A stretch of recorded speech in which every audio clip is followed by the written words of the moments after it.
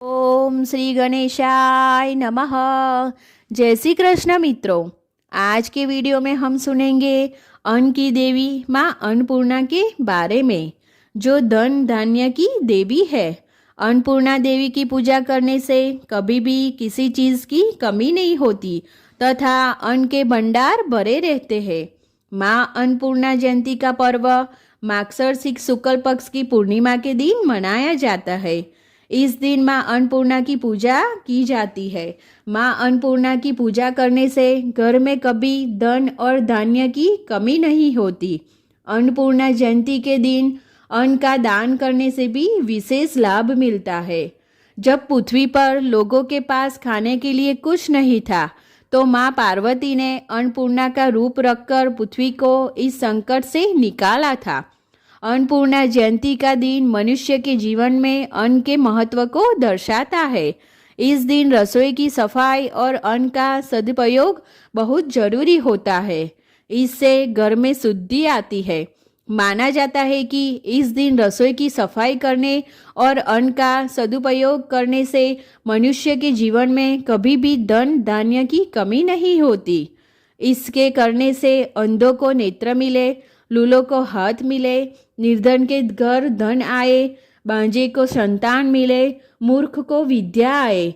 जो जिस कामना से व्रत करे, माँ उसकी इच्छा पूर्ण करती है। माता अन्नपूर्णा का 21 दिन यह व्रत अत्यंत चमत्कारी फल देने वाला है। यह व्रत मार्गशीर्ष मास में शुक्ल पक्ष की प्रतिपदा से शुरू कर 21 दिनों तक किया जाता है। इस व्रत में अगर व्रत ना कर सके तो एक समय भोजन करके भी व्रत का पालन किया जाता है। इस व्रत में सुबह घी का दीपक जलाकर माता अन्नपूर्णा की कथा पढ़े और भोग सुने। अब हम सुनेंगे उनका संस्कृत में श्लोक। अन्नपूर्णा सदा पूर्णा शंकर प्राण वल्लभे ज्ञान वैराग्य सिद्ध्यर्थ भिक्षा देहि च पार्वती माता च पार्वती देवी पिता देवो महेश्वर बांधव शिव भक्ता स्वदेशु भूमन त्रयनम। अब हम सुनेंगे माँ अन्नपूर्णा की कथा। एक समय की बात है, काशी निवासी धनंजय की पत्नी का नाम शूलशना था। उसे अन्य सब सुख प्राप्त थे, केवल निर्धनता ही उसके दुख का कारण थी। यह दुख उसे हर समय सताता था।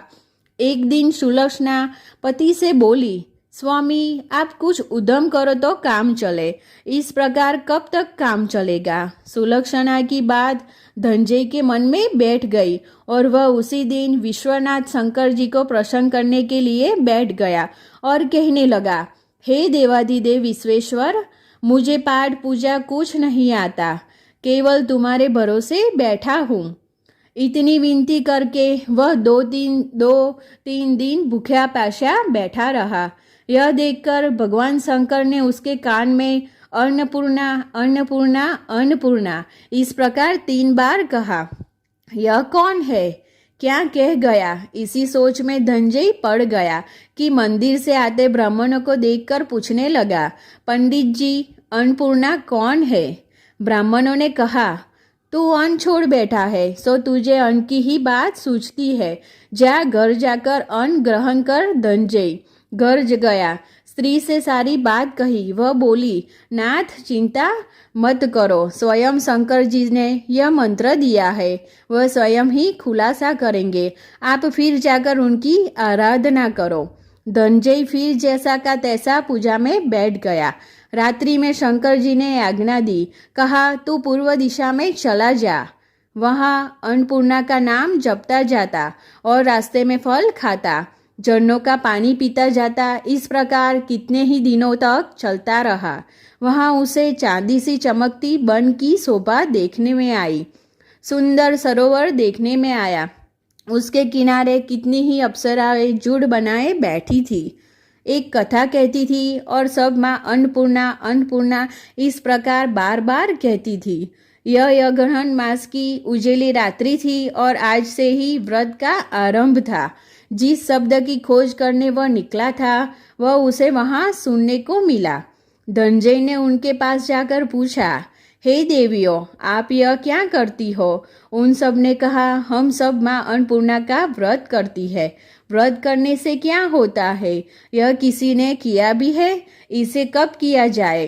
कैसा व्रत है और कैसी विधि है? मुझसे भी कहिए। वे कहने लगी, इस व्रत को सब कोई कर सकते हैं। 21 दिन तक के लिए 21 गांठ का सूत लेना चाहिए। 21 दिन यदि न बने तो एक दिन उपवास करे। यह भी न बने तो केवल कथा सुनकर प्रसाद ले। निराहार रहकर कथा कहे।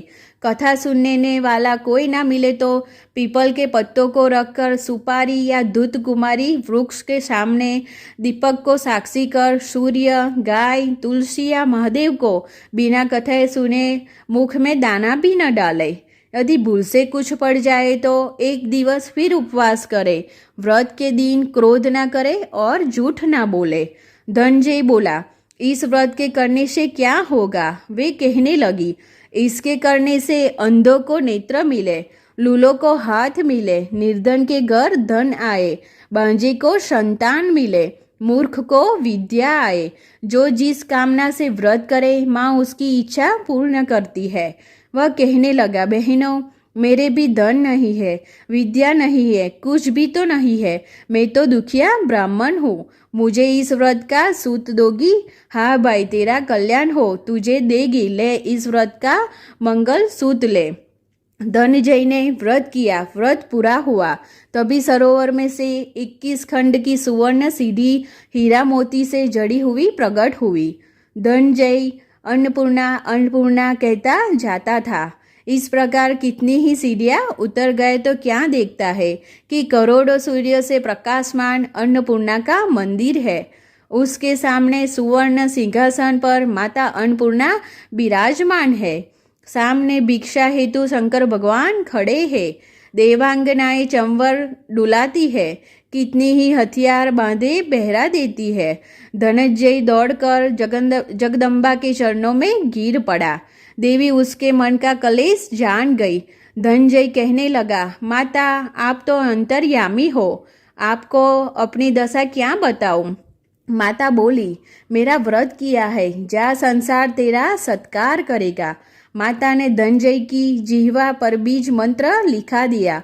अब तो उसके रोम रोम में विद्या प्रकट हो गई। इतने में ही क्या देखता है कि वह काशी विश्वनाथ के मंदिर में खड़ा है। माँ का वरदान ले धनंजय घर आया। सुलक्षणा से बात सब की। माता जी की कृपा से उसके घर में संपत्ति उमड़ने लगी। छोटा सा घर बहुत बड़ा गिना जाने लगा। जैसे शहद के छत्ते में मक्खियाँ जमा होती है, उसी प्रकार अनेक सगे संबंधी आकर उसकी बड़ाई करने लगे। कहने लगे, इतना धन और इतना बड़ा घर, सुंदर संतान नहीं तो इस कमाई का कौन भोग करेगा? सुलक्षणा से संतान ही नहीं है, इसलिए तुम दूसरा विवाह करो। अनिच्छा होते हुए भी धनंजय को दूसरा विवाह करना पड़ा और सती सुलक्षणा को सौत का दुख उठाना पड़ा। इस प्रकार दिन बीतते गए। फिर अघन मास आया। नए बंधन से बंधे पति से सुलक्षणा ने कहलाया कि हम व्रत के प्रभाव से सुखी हुए हैं। इस कारण यह व्रत छोड़ना नहीं चाहिए।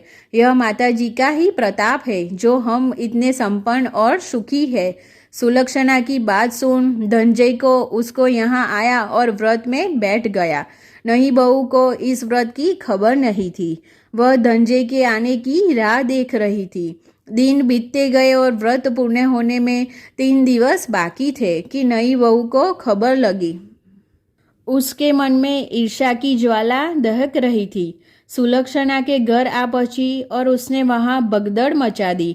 वह धनंजय को अपने साथ ले गई। नए घर में धनंजय को थोड़ी देर के लिए निंद्रा ने आ दबाया। इसी समय नई बहू ने उसका व्रत का सूत तोड़कर आग में फेंक दिया। अब तो माताजी का क्रोध जाग गया। घर में अकस्मात आग लग गई। सब कुछ जलकर खाक हो गया। सुलक्षणा जान गई और पति को फिर अपने घर ले आई। नई बहू रूठकर पिता के घर जा बैठी। पति को परमेश्वर मानने वाली सुलक्षणा बोली, नाथ, घबराना नहीं, माताजी की कृपा अलौकिक है। पुत्र कुपुत्र हो जाता है पर माता कुमाता नहीं होती। अब आप श्रद्धा और भक्ति से आराधना शुरू करो, वे जरूर हमारा कल्याण करेगी। धनंजय फिर माता के पीछे पड़ गया। फिर वही सरोवर सीढ़ी प्रकट हुई, उसमें माँ अन्नपूर्णा कहकर वह उतर गया। वहां जा माताजी के चरणों में रुदन करने लगा। माता प्रसन्न हो बोली, यह मेरी स्वर्ण की मूर्ति ले, उसकी पूजा कर, तू फिर सुखी हो जाएगा। जा, तुझे मेरा आशीर्वाद है। तेरी स्त्री सुलक्षणा ने श्रद्धा से मेरा व्रत किया है, उसे मैंने पुत्र दिया है। धनंजय ने आंखें खोली तो खुद को काशी विश्वनाथ के मंदिर में खड़ा पाया। वहां से फिर उसी प्रकार घर को आया। इधर सुलक्षणा के दिन चढ़े और महीने पूरे होते ही पुत्र का जन्म हुआ। गांव में आश्चर्य की लहर दौड़ गई, मानता आने लगे। इस प्रकार उसी गांव के निसंतान सेठ के पुत्र होने पर उसने माता अन्नपूर्णा का मंदिर बनवा दिया। उसमें माताजी की धूमधाम से पधारी, यज्ञ किया और धनंजय के मंदिर के आचार्य का पद दे दिया। जीविका लिए मंदिर की दक्षिणा और रहने के लिए बड़ा सुंदर सा भवन दिया। धनंजय स्त्री पुत्र सहित वहां रहने लगा। माताजी की चढ़ावे में भरपूर आमदनी होने लगी। इधर नई बहू के पिता के घर डाका पड़ा, सब लूट गया। वे भीख मांगकर पेट भरने लगी। सुलक्षणा ने यह सुना तो उन्हें बुला भेजा, अलग घर में रख लिया और उनके अन्न वस्त्र का प्रबंध कर दिया। धनंजय, सुलक्षणा और उसका पुत्र माताजी की कृपा से आनंद से रहने लगे। माताजी ने जैसे उनके भंडार भरे, वैसे ही सबके वो भंडार भरे। धन्यवाद मित्रों। आपको मेरा ये वीडियो अच्छा लगे और तो लाइक और सब्सक्राइब करना। धन्यवाद। जय श्री कृष्ण मित्रों।